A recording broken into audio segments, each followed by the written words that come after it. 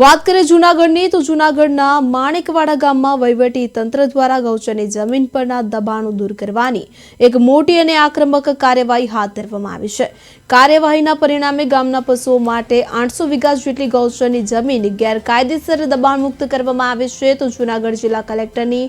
માણેકવાડાની મુલાકાત બાદ આ દબાણો હટાવવા માટે ત્વરિત પગલાં લેવામાં આવ્યા હતા। તંત્ર દ્વારા આ 800 વીઘા જમીન પરના દબાણો હટાવીને ગૌચરની જમીન ખુલ્લી કરાવાઈ છે। સરકારી જમીન પર દબાણ કરનારાઓ સામે લાલાંક કરીને તંત્રએ એક સ્પષ્ટ સંદેશ આપ્યો છે।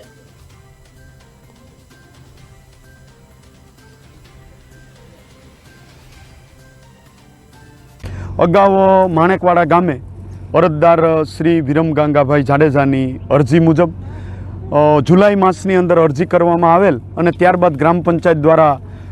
રેગ્યુલર નોટિસ અને નિયમ અનુસાર કાર્યવાહી કરવામાં આવેલ, પરંતુ વરસાદ અને નવેમ્બર માસમાં અને ઓક્ટોબર માસમાં પડેલ ભારે વરસાદના કારણે ગૌચરના એરિયાની અંદર પાણી ભરાઈ જતા આપણે ગૌચર દબાણ દૂર કરવા માટેની કાર્યવાહી મુલતવી રાખેલ। ત્યારબાદ આજરોજ ફરીથી નોટિસ આપી અને તમામ ખાતેદારોને જાણ કરી અને કેશોદ તાલુકા પોલીસ સ્ટેશનના સ્ટાફ તેમજ